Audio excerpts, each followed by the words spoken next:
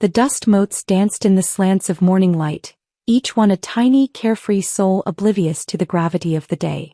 Ilara Vance was anything but carefree. My stomach was a tight knot of anticipation, my palms damp against the coarse canvas of my satchel. Inside that bag lay 2 sharpened pencils, a lump of eraser, and the sum total of my hopes, all condensed onto a single precious admission ticket for the National University entrance examination. This was it. The day I had been working towards for 2 lifetimes. The first cut short by illness, this one now finally within my grasp. A year of relentless studying, of poring over textbooks by the guttering light of a kerosene lamp, of ignoring the whispers that I was a fool for trying again, all culminated in this walk down the familiar dusty track that led from our village to the county town. Beside me, chattering with a nervous energy that grated on my own quiet tension, was my best friend, Clara.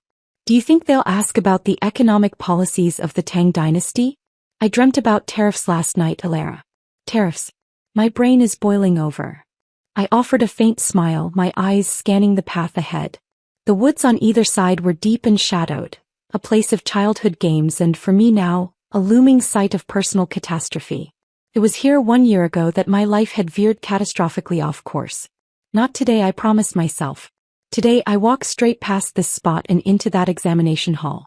My fiancé, Kalen Thorne, was the reason for that first derailment. He was already a university student, the pride of our entire province. His letters, filled with descriptions of lecture halls and intellectual debates, were both a balm and a torment. They painted a picture of a world I ached to join. Our engagement was a promise that we would build a future together there, in that world of light and learning. He was home for a brief visit, and the plan was for us to travel back to the city together after my exam. He had even promised to quiz me on the way. A sharp cry, more of surprise than pain, sliced through the morning calm. It came from a cluster of birch trees just off the path. Clara and I exchanged a glance before hurrying towards the sound. And there he was. Kalen Thorne, slumped against the white bark of a tree, his face a mask of shock and pain. He clutched his right forearm, where a dark stain was already spreading through the fabric of his shirt. Kalen! Clara gasped, rushing to his side. A snake, he managed, his voice tight. It came out of the ferns. Struck before I even saw it. My blood ran cold. I didn't need to see the wound to know. Growing up in these foothills, you learn the signs. The specific panicked pallor, the way the body tensed not just with pain but with a creeping poison. I dropped to my knees, my satchel falling forgotten into the dust. Let me see, I commanded, my voice surprisingly steady. He uncurled his fingers, revealing 2 clean, deep puncture marks, already angry and swollen. The skin around them was tinged with a livid purple. A viper. There was no doubt. Time seemed to warp, to slow and speed up all at once. The exam. The exam was in less than an hour. I could still make it if I ran. I looked at Kalen's face, beaded with sweat, his eyes wide with a fear he was trying desperately to master. He was the future. He was everything I had ever wanted.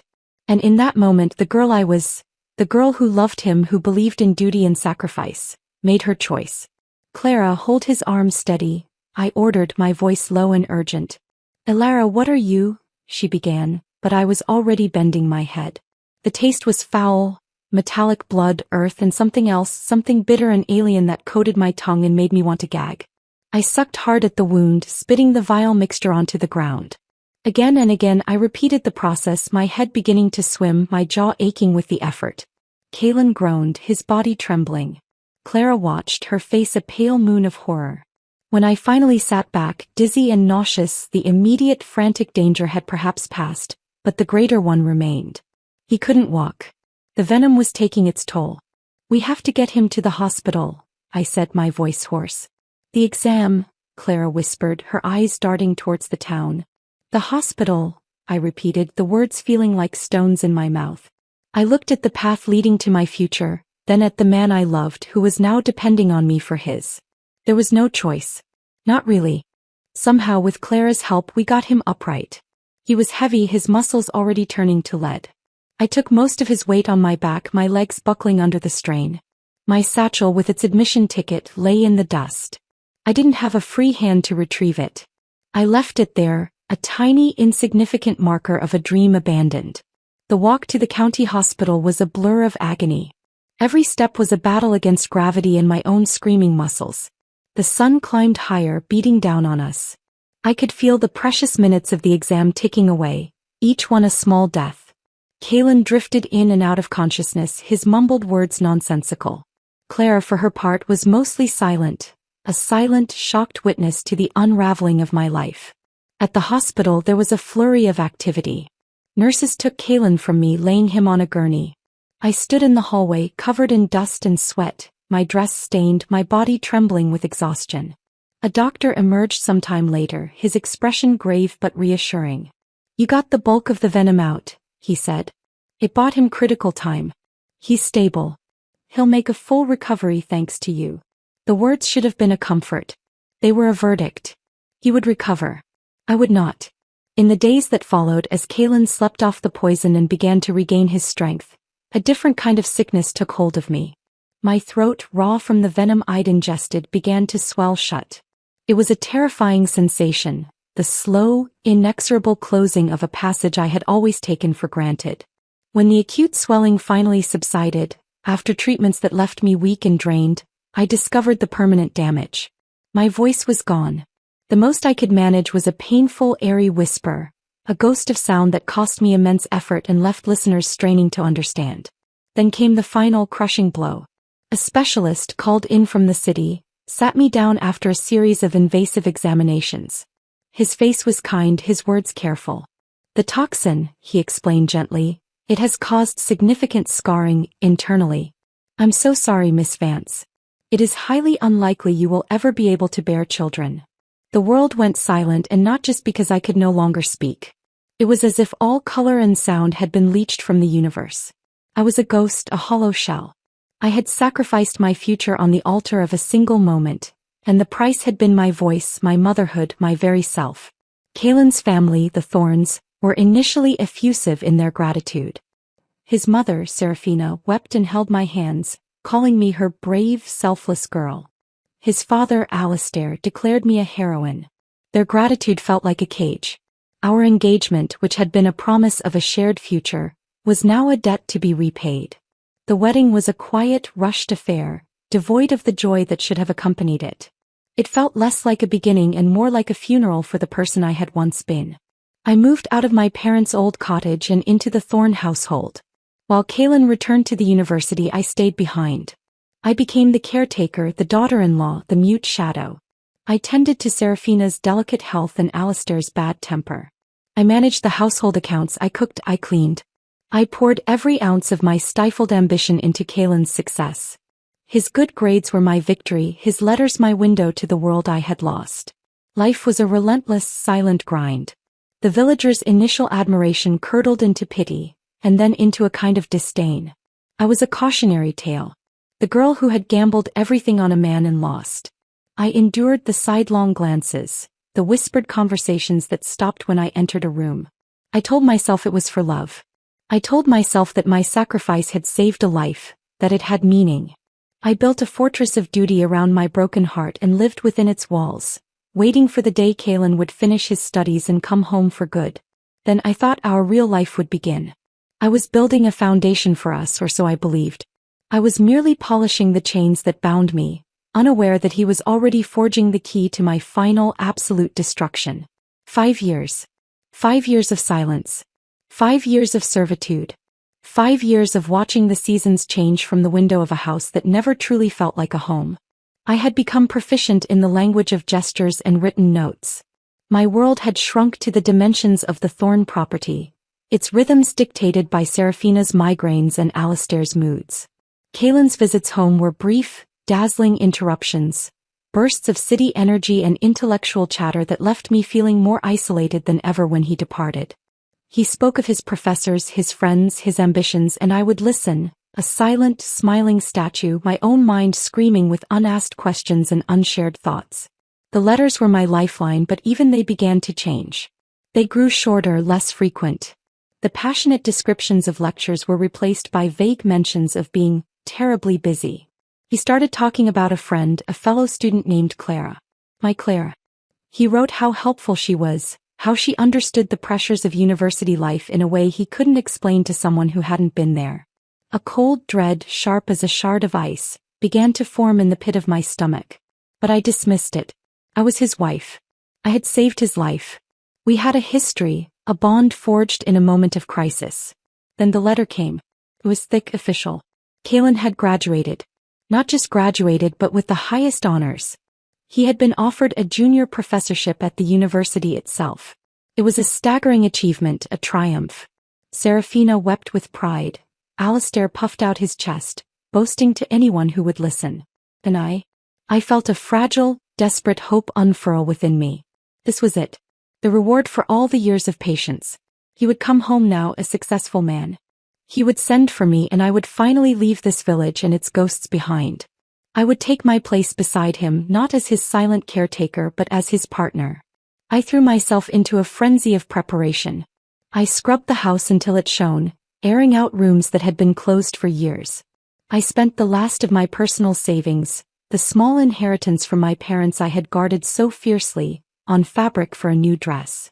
I practiced speaking in front of the mirror, forcing my broken voice to form the words, "Welcome home, my love." Came out as a rasp, but it was the best I could do. The day of his arrival I woke before dawn. I put on the new dress, a soft blue that reminded me of the sky on the day we'd first met. I arranged a platter of his favorite sweets. I waited. The sound of a motor car, a rare sound in our lane, sent my heart into a frantic rhythm. I smoothed my dress, took a deep, shaky breath and went to the door. It opened and for a single heart-stopping moment I saw him. He looked older, more assured, handsome in a well-tailored city suit. The smile that began to form on my lips froze, then died. He was not alone. Standing beside him, her hand tucked possessively in the crook of his arm, was Clara. My Clara. Her face, once so familiar, was now a mask of smug triumph barely concealed beneath a veneer of sympathy. And in her other arm she held a child. A boy about 2 years old with a shock of dark hair and Kalen's unmistakable, piercing blue eyes. The world did not tilt, it shattered. It exploded into a million glittering shards, each one reflecting a different facet of my stupidity, my trust, my 5 years of wasted devotion. I stood rooted to the spot, my hand still on the doorframe, my useless voice trapped in my throat. "Alara," Kalen said. His tone was not warm, not loving. It was cold, formal, the way one might address a troublesome stranger. "We need to talk." They stepped past me into the house I had maintained for them, an invading force of betrayal. The scent of Clara's perfume, something floral and expensive, filled the familiar space, polluting it. The child stared at me with his father's eyes, and I felt a physical pain, a wrenching deep in the scarred emptiness of my womb. "Alara, I know this is a shock," Clara began, her voice the same gentle, reasonable tone she had always used. But now I could hear the razor's edge beneath it. "But we can't live a lie anymore. You have to know the truth." "The truth?" I tried to form the word, but only a dry, rasping sound emerged. I shook my head, a frantic, desperate motion. My eyes pleaded with Kalen. "See her. See what she is doing." "The snake," Clara said, her gaze steady on mine. There was no guilt there, only a chilling resolve. It was a grass snake, Alara. Mildly venomous at best. Kalen would have had a fever, perhaps some swelling. He would have been fine. You didn't need to suck the poison.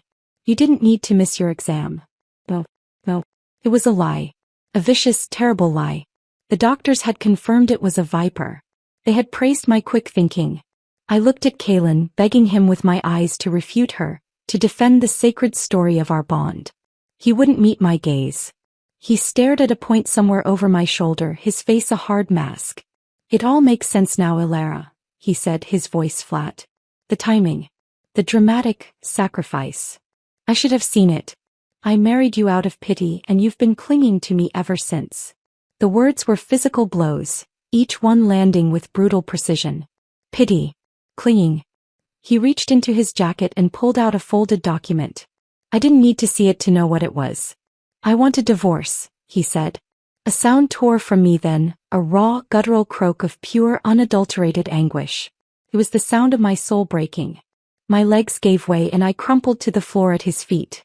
I clutched at the fine wool of his trousers, my body convulsing with silent, wrenching sobs.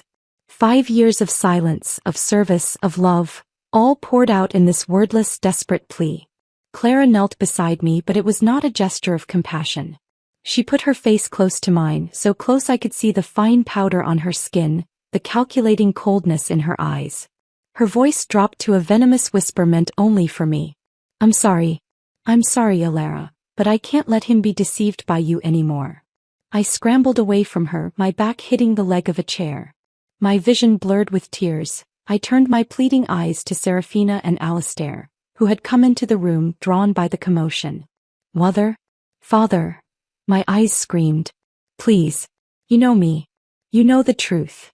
Serafina Thorne let out a long, weary sigh. It was a sound of profound, unmistakable relief.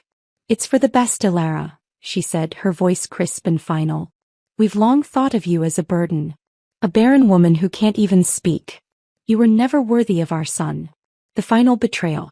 It was more devastating than Kaelin's coldness, more brutal than Clara's lies. These were the people for whom I had burned my youth, whose chamber pots I had emptied, whose aches and pains I had soothed. And they looked at me as if I were refused to be discarded. A sharp, crushing pain seized my chest.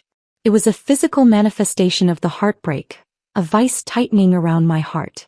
I gasped, clawing at my breastbone, my vision spotting. I looked up at the circle of faces surrounding me. Kaelin's disdain, Clara's pitying triumph, my in-laws' stony indifference. Not one of them moved to help me. Not one called for a doctor. I was already dead to them. As the darkness closed in, a final, crystalline clarity emerged. This was my end. This was the final logical conclusion of the choice I had made on that dusty path 5 years ago. But I would not go alone. If my life was the price for his, then he would pay it with me. With the last vestige of my strength, I lunged forward. I wrapped my arms around Kaelin's legs in a death grip, using my own falling weight to propel us both. We stumbled, crashed against the small table by the window, and then with a splintering of wood and a shatter of glass, we were falling. There was a brief, terrifying sensation of weightlessness, the wind whipping past my face, the ground rushing up to meet us. Kaelin's shout of surprise was the last thing I heard before the impact, and then, nothing. Consciousness returned not as a gentle dawn, but as a violent sunrise, all blazing light and searing pain. I was lying on my side, sharp gravel digging into my cheek. The world was too bright, the colors too vivid. The scent of jasmine and dust was overwhelming. For a disorienting moment I thought I was in some form of purgatory. Then a hand shoved me hard in the shoulder. Get out. This time I won't give you the chance to cling to me. The voice was younger, laced with a petulance I knew all too well. It was Kaelin. I pushed myself up, blinking against the sun. I was sitting on the edge of the dusty road. The same road. In front of me stood a younger, healthier Kaelin, cradling his right hand. On it, fresh and angry, were 2 familiar fang marks. The push had sent me sprawling. A sharp stone tore into my palm, the sting immediate and vivid. But the physical pain was a pinprick compared to the psychic shockwave that roared through me. The gravel under my nails was real.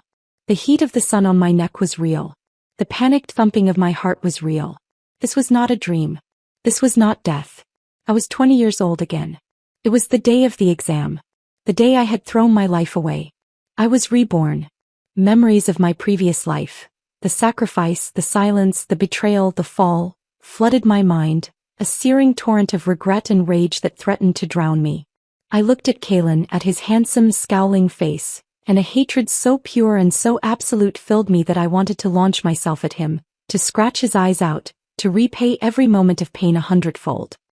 He saw the intensity in my glare and misunderstood, thinking I was still the desperate, love-struck girl frantic to save him. He immediately covered his wound with his other hand. "What are you still standing there for?" he sneered. I said, "I don't need you. Don't you understand human language?" Before I could form a coherent thought, process the miracle and the horror of my situation, Clara rushed forward. She half knelt, half crouched, grabbing Kaelin's unbitten left hand, her face a perfect mask of anguish. "Kaelin, what nonsense are you talking? How can you speak to Alara like that? Let her look at your wound. What if it really is a deadly snake? You could die." Kaelin, who had been furious moments before, softened at her touch. His voice grew gentle, a tone he had rarely if ever used with me. I know you're worried about me, Clara, but don't be. It's only a mildly venomous snake. I'll be fine. Besides, even if today I happen to be poisoned and die, I don't need someone as cruel and calculating as Alara to save me. The pieces clicked into place with terrifying finality. In my previous life, Clara had claimed the snake was harmless. Now Kalen was saying it himself. He knew. He knew it wasn't deadly. And his words, this time, cling to me, they weren't just the ramblings of a poisoned man. They were the words of someone who remembered. He too had been reborn. He had been given a second chance just as I had, and his first instinct was to reject me, to avoid the debt that had bound him to me. He was choosing Clara from the very beginning. A cold, calm clarity settled over me, smothering the initial inferno of rage.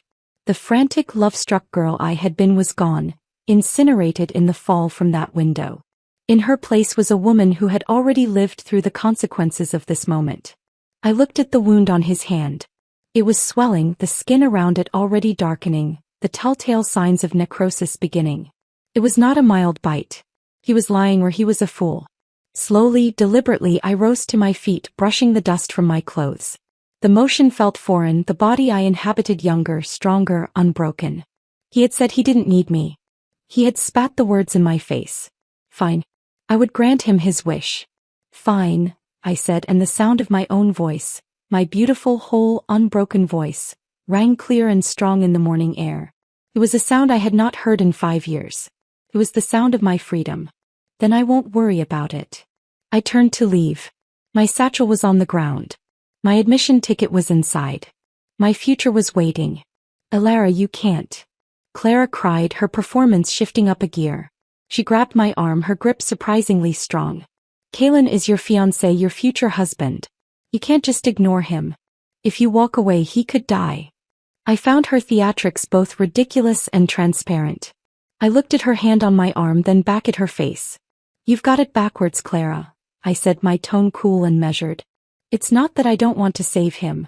It's that the bitten person doesn't need me to save him. Am I supposed to risk my life forcing someone to be saved?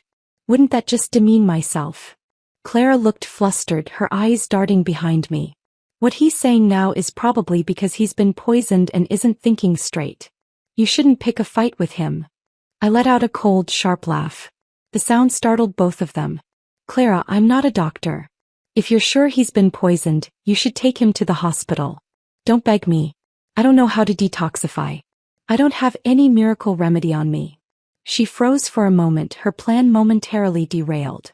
Then her eyes lit upon something behind me, and I heard the voices of villagers returning from their fields. Her sudden raise in volume now made sense. She had an audience. I know you're not a doctor, Alara, she said, projecting her voice for the newcomers, but you're Kalen's fiancé.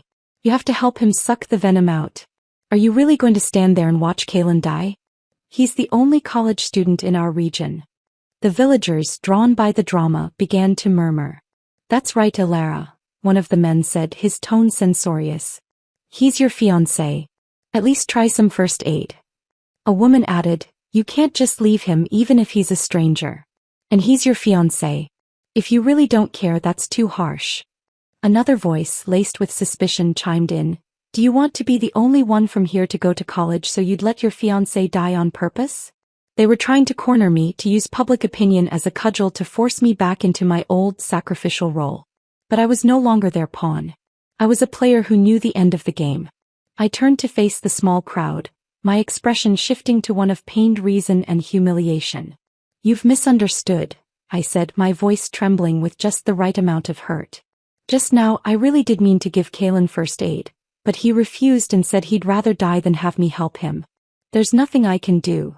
Naturally, they were skeptical. Murmurs of impossible, and he wouldn't, rippled through them. I let out a faint, sad sigh, a masterpiece of feigned distress. At first, I also thought it was impossible, but now I understand. I paused, letting the suspense build. If I wanted to give Kalen first aid, there would inevitably have to be some physical contact. You all know I'm engaged to him. Normally, a little contact like that wouldn't matter. We're not living in some feudal society anymore. But he doesn't like me anymore. He's planning to break off our engagement and doesn't want anything to do with me. The crowd looked at one another, stunned. Kaylin and I were supposed to be the golden couple. I delivered the final blow, my voice dropping to a mortified whisper that still carried. Kaylin's heart has changed. The one he likes now is Clara. That's also why she's more anxious than I am. All eyes swiveled to where Clara still clutched Kaylin's hand. The intimate picture they made was all the confirmation the villagers needed. The mood shifted instantly from suspicion of me to scandalized judgment of them. Seeing Clara being publicly shamed, Kaylin's chivalry, or his possessiveness, ignited. He grabbed her hand protectively. Clara, don't belittle yourself like that. In my heart you're the best person. He looked at me and the crowd, his jaw set with a self-righteous anger. Today I'm going to say it clearly. I, Kaylin Thorne, want to break off my engagement with Alara Vance. The one I love is Clara. I've endured long enough. In fact, from the start I never liked you. I got engaged to you because you were a top student, your parents had died early, you were wealthy and easy to control. The gasps from the crowd were satisfying, but his next words were a gift I could never have anticipated, a public confession that severed his own lifeline. And another thing, he spat, eager to justify his cruelty and paint himself as the victim. Last year you didn't miss the college exam because of illness. It was because I fed you something that triggered your allergies. I knew you were smarter than me. I couldn't let you pass before I did. The revelation landed like a bomb. The village elder who had just arrived trembled with anger. Kaylin, you've gone too far. Everyone's expectations for you wasted. Flushed with rage and perhaps the advancing venom, Kaylin sneered at the elder, his city education making him arrogant. What do you people know, you bumpkins? Living with someone you don't love is torture every day. I'm a college student. What I do is none of your business. Get out of my sight. With that, the crowd dispersed in a wave of disgust and disappointment. Kaylin had just publicly destroyed his own reputation with his own words. He had cut off any chance of the village rallying to his aid. He had emancipated me in front of everyone. I didn't wait for the epilogue. As Kaylin, now dizzy, urged Clara to go take her exam, and as she insisted on taking him to the hospital first, I turned my back on them. I didn't look back. I bent down, picked up my satchel and brushed the dust from it. Then I walked away from the wreckage of my past life, my steps quick and sure towards the examination hall. This time I would not be late. This time the only life I would be saving was my own. The walk to the county town was a surreal pilgrimage. Every landmark was a ghost from a life I had already lived. The old oak tree where we'd had picnics, the stream where I'd washed clothes, the bend in the road that offered the first glimpse of the town's rooftops. Each one was layered with memories, both sweet and bitter. But the bitterness no longer had the power to wound me. It had been cauterized by the fire of my rebirth. I was not the same Alara who had walked this path with a heart full of love and anxiety. I was a revenant, a creature of vengeance and resolve, and my purpose was as sharp and clear as the pencils in my bag. I arrived at the examination hall with minutes to spare. The building, a stern brick structure, was surrounded by a throng of chattering, nervous students. I moved through them like a ship through a fog, my focus absolute. The ghost of my past self was here too. I could feel her. A frantic, tear-stained phantom rushing in the opposite direction, a man's dead weight on her back. I closed my eyes for a second, sending that ghost peace, and then walked through the heavy double doors.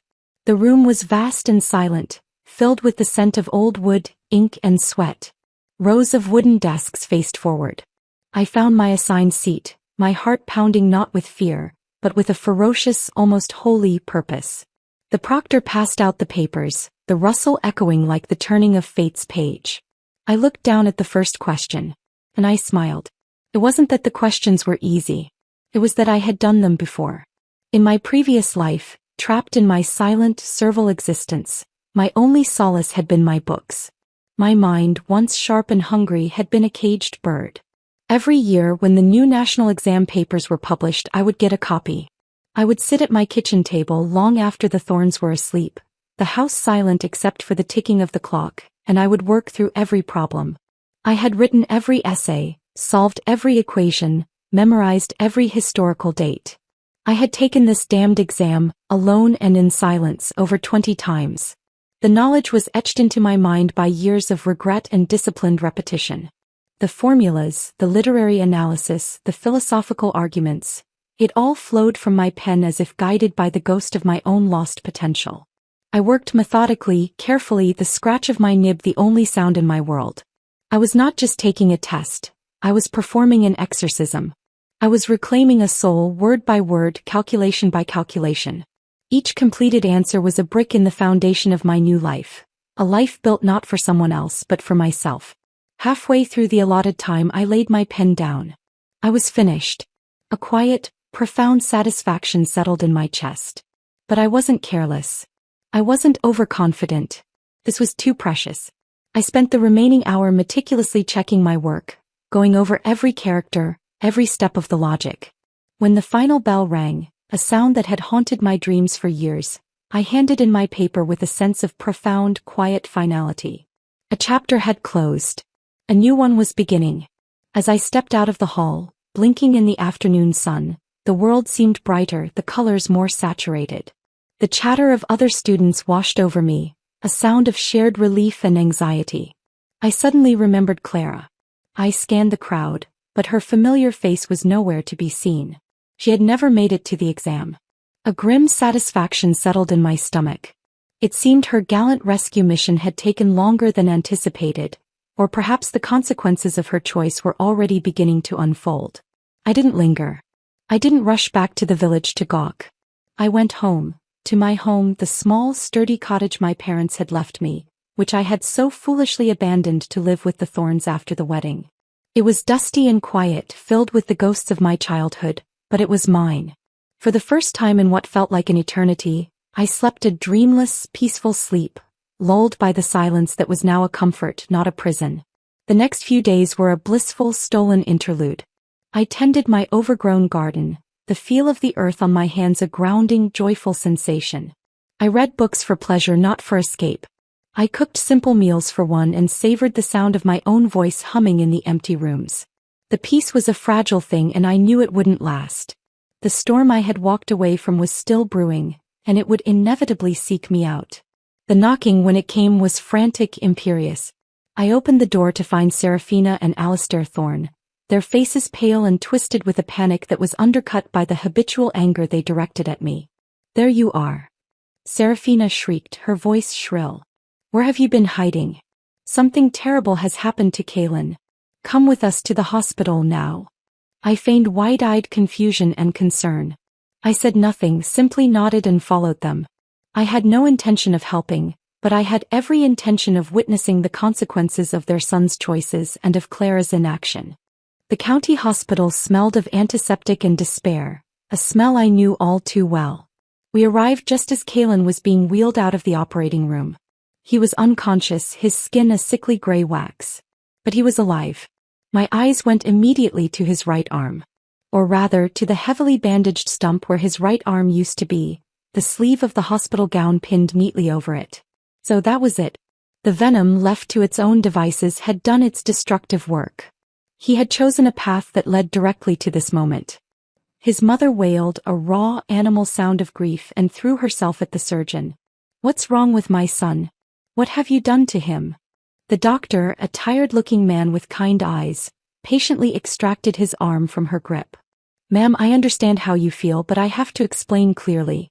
Your son was bitten by a highly venomous snake.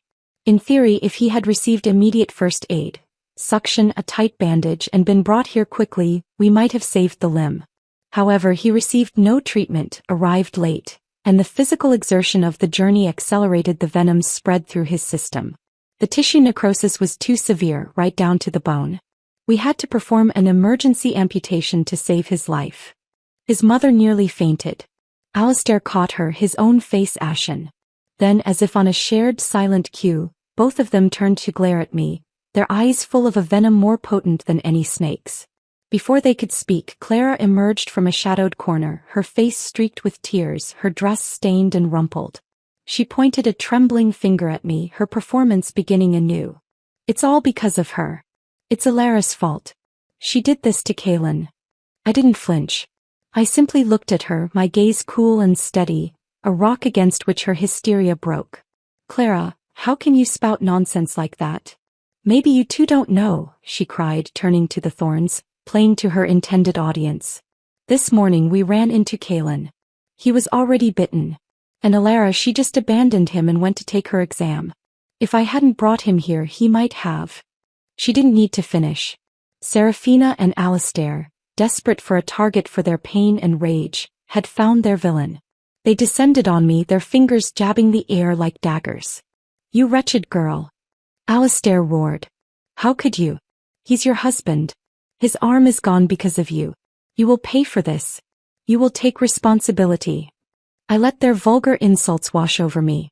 I had heard worse in another life and had been unable to respond. Now I waited until they paused for breath, their faces purple with exertion.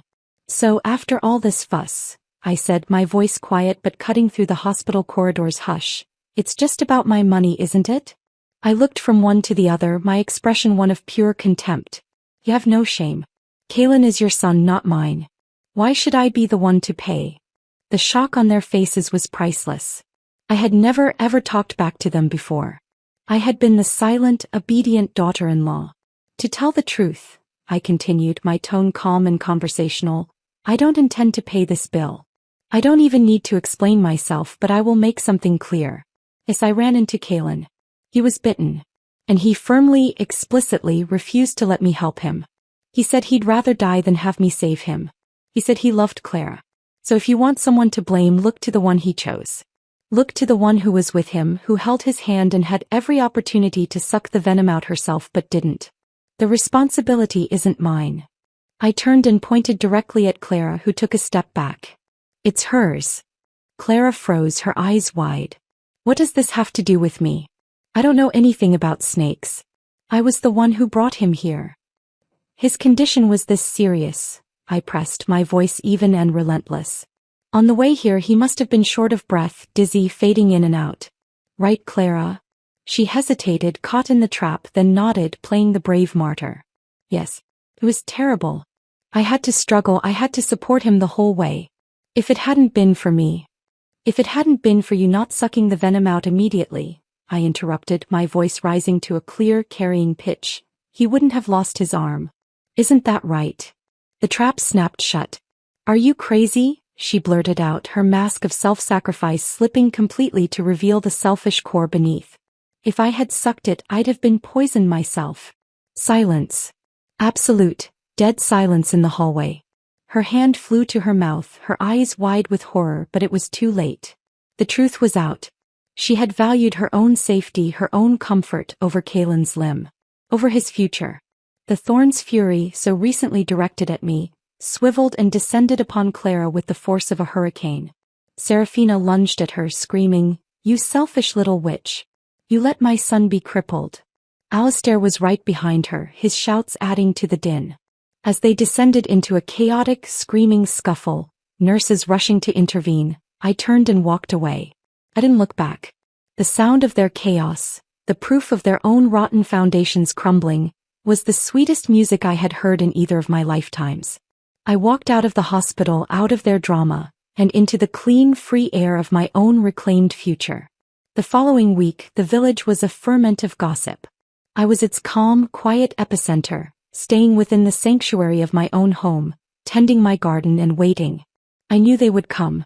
A lifetime of entitlement, once granted, is a weed with deep roots, and the thorns were not gardeners, they were blight. They would not accept their fate quietly. They needed a scapegoat, a caretaker, a source of funds. I was in their eyes, all three. They arrived on a Tuesday morning, a pathetic, grim procession. Alistair and Seraphina, looking older and more haggard than I had ever seen them, pushing a wheelchair. In it sat Kalen, pale and shrunken, his face a hollow mask, the empty right sleeve of his shirt a stark visual proclamation of his new reality. They positioned their tragic tableau directly at my gate and began their performance. Everyone, come look. Seraphina wailed, her voice cracking with practiced grief. Help us get justice.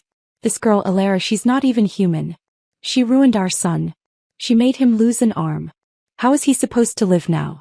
How will he go to school? A crowd gathered, as villagers do, drawn by the spectacle. The whispers began, a susurrus of sympathy for the thorns and morbid curiosity about my role in the tragedy. I stood just inside my door listening, letting them paint their picture. "We don't want her in jail," Alistair declared, his voice booming with a theatrical magnanimity that fooled no one who knew him. "We are not vengeful people. We only want her to understand she's wrong, to apologize, to admit her mistake, and from now on, to take care of our son for life. Our health is poor. Kayla needs someone. We know you took the exam and will likely pass, but you can't go to school. You have to stay. And the money your parents left you, hand it over. Our son needs it for his treatment and his future." The audacity was so breathtaking it was almost admirable. They were not asking, they were demanding. They saw my future, my inheritance, my very body as their rightful property, forfeit due to a crime I did not commit. I felt no anger, only a cold, clear contempt. I opened my door and stepped out into the morning light. The crowd fell silent. I ignored the Thorns' demands and walked straight up to Kalen's wheelchair. I crouched down so our eyes were level. His gaze was empty, defeated, the fire of his rebirth and his arrogance completely extinguished. "Why are there only 3 of you here?" I asked softly, my voice carrying in the quiet. "Where's your true love? Didn't Clara come?" He glanced at me, then away, saying nothing. A muscle twitched in his jaw. His mother exploded. "Don't mention that, Jinx. That treacherous little snake. If she hadn't refused to suck the venom, my son wouldn't be like this. He's at fault too." She interfered, and then she ran away and hid like the coward she is. Now who knows where she's skulking. I nodded slowly as if considering this. "In that case," I said, my voice cold and logical, "if you think it's her fault, go find her. Demand responsibility from her. Why come to me?" Alistair sputtered, his face turning red. "She may be at fault, but she isn't his fiancée. You are. As his fiancée, you should have risked your life for your future husband. Since you didn't, the blame lies with you. Stop trying to shift the blame." Serafina shrieked, lurching forward to clutch at my hand with bony, desperate fingers. "Today, you must come with us to register the marriage and take care of Kalen for the rest of your life." I looked at Kalen. He offered no objection, his spirit seemingly broken beyond repair. I yanked my hand free from Serafina's grasp as if her touch were unclean. "Ma'am," I said, my voice ringing clear and firm for the whole crowd to hear. "This is modern society. No one can be forced into marriage. When Kalen was bitten, I tried to save him. He refused. He said he wanted to break off the engagement. There are witnesses. The village chief was there. How can it be that when he was healthy he wanted to annul the engagement, but now that he's disabled the blame is thrown on me?" I paused, letting my gaze sweep over the assembled villagers, meeting their eyes one by one. I am not a scrap collector taking in broken things. A murmur of agreement rippled through the crowd. The village chief, drawn by the commotion, stepped forward and confirmed my story. "Mr. and Mrs. Thorn, you can't be unreasonable. A snake bite is an accident. It has nothing to do with Alara. Dimitri himself refused her help. If she had insisted, she would only have demeaned herself. You are bringing shame upon yourselves." The crowd's sympathy shifted instantly. "We blamed her wrongly," someone said loudly. "This is their own doing." Another added, "They just want her money and a free nursemaid." The Thorns, enraged and humiliated, grew more desperate. Their logic, always tenuous, now completely unraveled. "Even if my son said he didn't want you to save him, you still shouldn't have left him." Serafina screamed, her voice cracking. "If he loves someone else, that's because you couldn't keep his heart. That only means you should save him, marry him, and win his love back." It was a statement so absurd, so divorced from reason that the crowd gasped. It was then that Kalen finally spoke. "Enough," he said, his voice a raw, shredded whisper. "Stop arguing." All eyes turned to him. He looked at me, his eyes filled with a complex mix of pain and a dawning, horrifying realization. "What Alara and the chief said is all true. I did refuse her help. Mom, Dad, stop making trouble." He took a shaky breath, his gaze fixed on me as if seeing me clearly for the first time in either lifetime. "Alara, I'm not the kind of man who refuses to admit when he's wrong. This time I was truly wrong. I misunderstood your intentions. I always thought you were saving me not because I was in danger, but because you wanted to marry me. That's why I rejected you. But now I understand. You knew my condition was dangerous, and your refusal to save me was simply letting me bear the consequences of my own choices." He ground his teeth, a flicker of his old pride surfacing. I've received my retribution. You must be appeased now, right? I blinked, feigning utter confusion. Kalen Thorne, what are you even saying?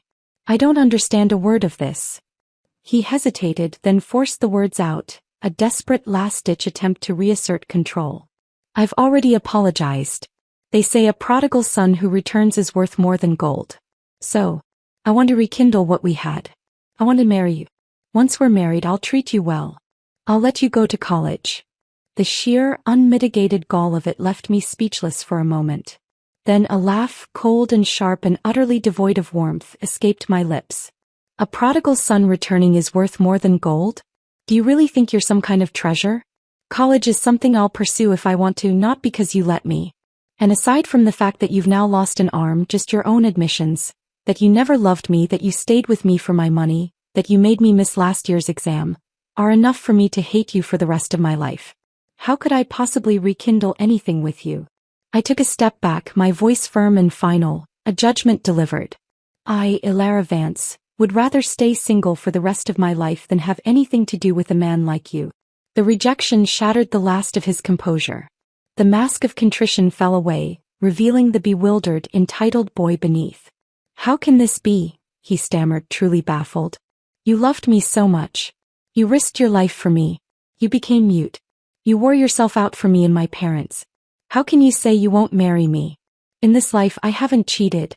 I haven't done anything with Clara yet. How can you refuse? Then his eyes widened with a terrifying, desperate clarity. Unless you've been reborn too. You remember the past life. You remember I cheated with Clara. You remember I didn't trust you. So now you hate me. But that was all in the previous life. In this life I haven't done anything yet.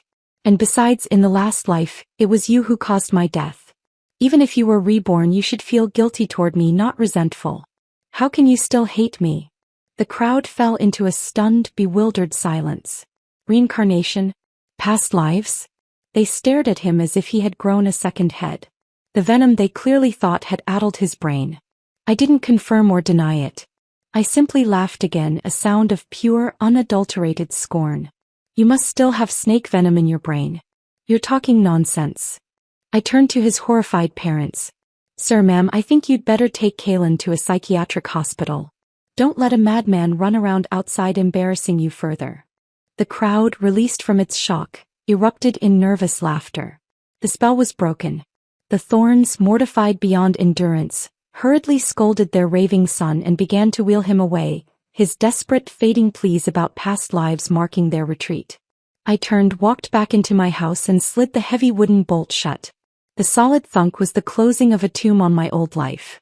It was over. In the days that followed, a profound quiet settled over my life. The Thorns did not return. The siege had been broken, their power over me and the court of public opinion utterly destroyed. I was free. The knowledge was a physical sensation, a lightness in my chest, an ease in my breathing I hadn't known was possible.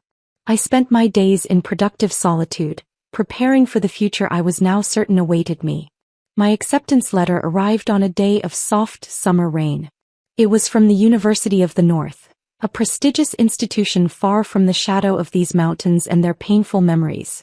I held the thick, creamy paper in my hands, tracing the embossed seal with my finger, and I wept, not tears of sorrow but of pure, undiluted vindication.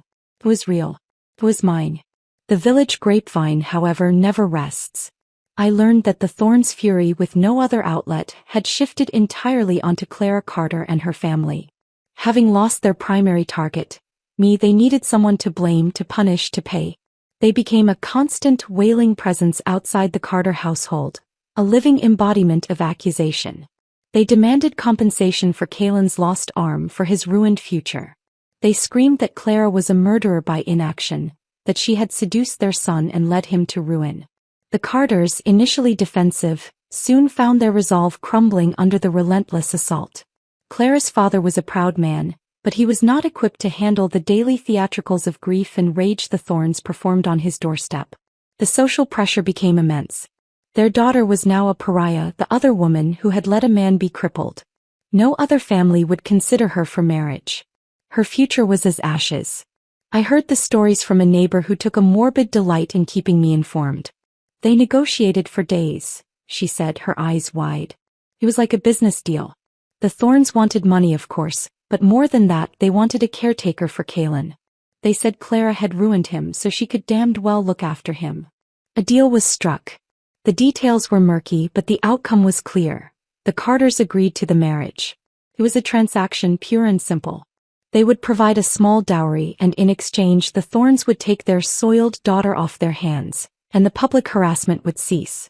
Clara's future was being traded for peace. I decided I would attend the wedding. Not out of malice, though God knows I felt plenty, but out of a need for closure. I needed to see the final nail in the coffin of my past life, to witness the two architects of my destruction bind themselves together in the miserable union they had so desperately schemed for. I dressed with deliberate care. I chose a simple but elegant dress of deep emerald green, a color that spoke of life and renewal, a stark contrast to the funeral I knew this wedding would be. I arrived at the sparse village registry office just as the small, grim party was assembling. Kalen was in his wheelchair, dressed in a suit that hung loosely on his gaunt frame. He looked like a ghost propped up for a photograph. Clara stood beside him, wearing a plain cream-colored dress that did nothing for her pallid complexion. There was no bouquet, no smile, no light in her eyes. There was only a stony resignation, the look of someone who has accepted a life sentence. When I entered, Kalen's eyes, dull and lifeless, found me. For a fleeting second, they lit up with a pathetic, desperate hope. He must have thought I had come to stop the wedding, to rescue him from this fate, to fulfill the role of the ever-devoted Alara one last time. How little he understood the woman I had become. I walked up to them, a small, polite, utterly impersonal smile on my face. "Congratulations to you both," I said, my voice clear and sweet, devoid of any discernible emotion. "May you have 100 years of happiness." His face fell, the hope extinguished, replaced by a profound, weary despair. He looked away into the middle distance, surrendering completely. Clara's face, however, tightened. Though she lifted her chin in a show of pride, her voice was brittle, defensive. "Marrying Kalen is something I'm willing to do, Alara," she said, that old, familiar smugness trying to break through her misery. "Don't think you'll get to laugh at me and him. Even if he's lost an arm now, so what? He's still a college student and I'm still the wife of a college student. People will still envy me." She leaned slightly closer, her voice dropping to a venomous whisper. "In fact, this is even better. At least now I don't have to worry about him getting angry or betraying me." I looked at her, at this young woman who had traded her youth, her freedom, for a hollow title and the care of a broken, resentful man. She was consigning herself to a life of bitterness and servitude, and she was trying to paint it as a victory. She didn't yet understand that the snake's venom was a patient poison. It wasn't finished with Kalen Thorn. I didn't enlighten her. I simply smiled, a genuine, serene smile that seemed to confuse her. "I'm sure you'll be very happy together," I said, and I meant it. They deserved every single moment of the future they had chosen for themselves. They were perfectly matched. I left before the brief, joyless ceremony began. I had seen all I needed to see. The scales were balanced. The players were in place on their grim new board. My work here was done. I walked away from the registry office, the emerald green of my dress a splash of vibrant life against the drab backdrop of the village, and I did not look back. Stepping onto the campus of the University of the North was like being born into a new world. The air itself felt different, charged with intellectual energy, thick with the promise of 1,000 different futures. The grand, ancient buildings of stone and ivy, the bustling walkways filled with students from every corner of the country, the lively debates overheard in coffee shops and under trees. It was a universe away from the petty, suffocating confines of my village. For a moment, standing at the main gates with my single worn suitcase, I was overwhelmed by a wave of imposter syndrome. What was a girl from the mountains, a twice-lived tragedy, doing in a place like this? Then I remembered the feel of gravel on my cheek, the sound of my own broken whisper, the crushing weight of Kalen's body on my back. I remembered the fall. I squared my shoulders, lifted my chin, and walked in. I found my dormitory, a sparse but clean room I would share with 3 other girls. They were bright, chatty, full of stories of their homes and dreams of their futures. I listened, I smiled, I offered vague answers about my own past. I was Alara Vance from the southern foothills. My parents were deceased. I was here to study. That was all they needed to know. The girl who had been sacrificed, betrayed, and reborn was a story too fantastical to tell. When the door clicked shut behind me that first night, leaving me alone in the quiet, the reality of it finally hit. I was here. I had done it. I had wrested my destiny from the jaws of fate and carved a new path with my own two hands. I sank onto the narrow bed and let the tears flow. Tears of relief, of joy, of grief for the life I had lost, and of fierce, blazing triumph for the life I had seized back. I threw myself into my studies with a ferocity that bordered on obsession. While my classmates went to parties and explored the city, I was in the library, often the first to arrive and the last to leave. While they gossiped in the halls, I was in lecture halls, soaking up every word, engaging in debates, my mind once caged now soaring. My past life had taught me the preciousness of time and opportunity in a way none of my peers could comprehend. I would not waste a single second. This was not just an education. It was my resurrection. I chose to major in economics. It was a field of power, of logic, of building and controlling systems. I would never again be at the mercy of someone else's financial whims or be valued for my inheritance. I would understand the machinery of the world and I would make it work for me. I rarely went back to the village. When I did, for the brief winter and summer breaks, I kept to my cottage, avoiding the main thoroughfares. The village gossip, however, has a long reach, and it found me even in my seclusion. The news came in snippets from the same neighbor who seemed to have appointed herself the town crier of misfortune. It started predictably. Clara had accompanied Kalen back to the city as his caretaker. At first, things were manageable if bleak. But then the long-term effects of the venom, which had been held at bay by the immediate amputation, began to surface in other, more insidious ways. Kalen started having episodes. The brilliant mind, once his pride, began to fracture. He experienced hallucinations, vivid and terrifying. He suffered from paranoia, convinced his professors were plotting against him, that his classmates were laughing at him. The most damning symptom, the one that sealed their fate, was his confusion of timelines. He could no longer distinguish between the previous life and the present one. In his mind, Clara was me and I was Clara. He would accuse her of trying to poison him, of deliberately making him miss his exams, of being a barren, mute burden. The beatings began. At first they were shoves, slaps. Then they grew worse. Clara, who had married him for status and a perverse sense of victory, found herself the prisoner of a deteriorating, abusive husband. She endured it for a while, playing the martyr. But the reality was a far cry from the enviable life of a professor's wife she had imagined. The status she craved evaporated as Kalen was first put on academic probation, then asked to leave the university entirely. He was no longer a college student. He was a disabled, mentally unstable man with a violent temper. She couldn't take it anymore. She never fought back, but she chose to run. She packed a bag and fled their rented room while he was in one of his stupors. But Kalen, in his fractured state, realized she was gone and flew into a rage.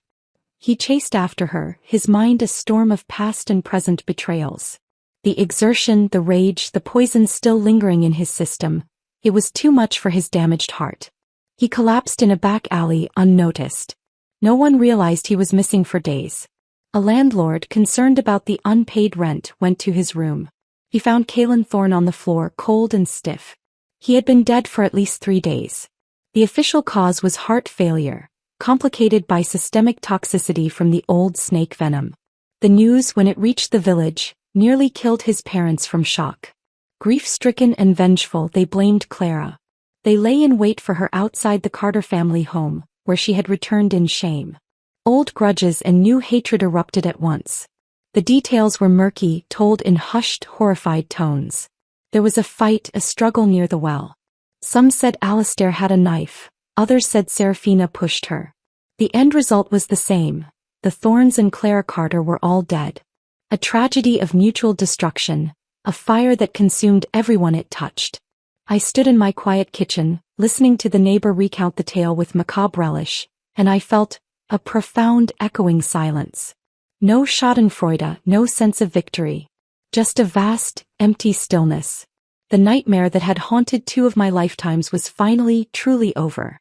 The villains had not been struck down by my hand, but by the inescapable consequences of their own choices, their own greed, their own poison.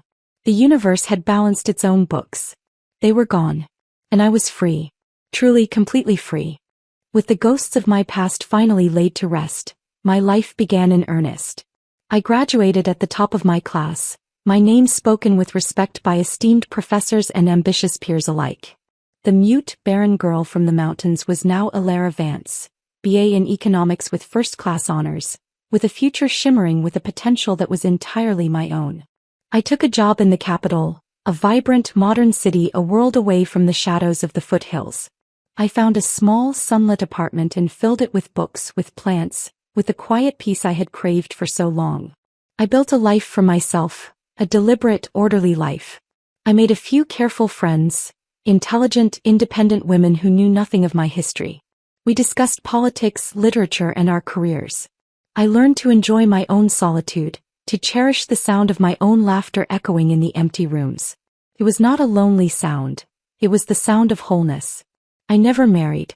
The scars Kaylin and the thorns had left were not the kind that healed enough to allow for that kind of vulnerability. The very idea of tying my life, my hard-won freedom, my identity, to another person felt like a betrayal of the self I had fought so desperately to save. I had been a possession, a tool, a symbol. I would never be that again. My life was my own sovereign nation and I was its sole citizen and ruler. But I was not lonely. I was complete. One bright spring afternoon, years into my new life, I was walking through the city's Central Park. The cherry blossoms were in full, riotous bloom, a confetti of pink against the clear blue sky. I saw a young couple on a blanket, their heads close together, laughing. A little girl, maybe 3 years old, with chubby legs and a mass of dark curls, was chasing a butterfly, her giggles floating on the breeze like music. A familiar old ache bloomed in my chest, the loss of the children I would never have. It was a deep, hollow pain, the ghost of a motherhood that had been stolen from me twice over. But for the first time, the ache was not accompanied by despair or bitterness. It was just a part of me, a scar among many, a quiet, sad space that existed alongside the joy and fulfillment I had built. It was a reminder of the price I had paid for the life I now lived, a life I would not trade for anything. I had thought for a long time that my story was one of revenge. A tale of cosmic payback, of villains getting their just desserts. But as I watched that family, their faces turned up to the sun, their laughter unforced and full of love, I realized it was not. Revenge was a passive outcome, a side effect of their own moral decay. My story was one of reclamation. I had reclaimed my voice, my mind, my future, my very soul from those who sought to bury it under a mountain of obligation, lies, and borrowed dreams. The path had been paved with pain and fire, but it had led me here, to this moment of quiet contentment, to this unshakable knowledge of my own worth, independent of any other person. I had not just survived, I had transformed. The fire that had consumed my first life had forged me into something stronger, something unbreakable.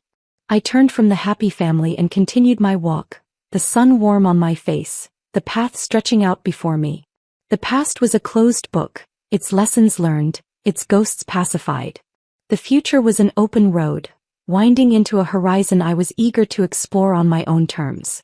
And I, Alara Vance, was finally, unequivocally and joyously free to walk it alone. The end.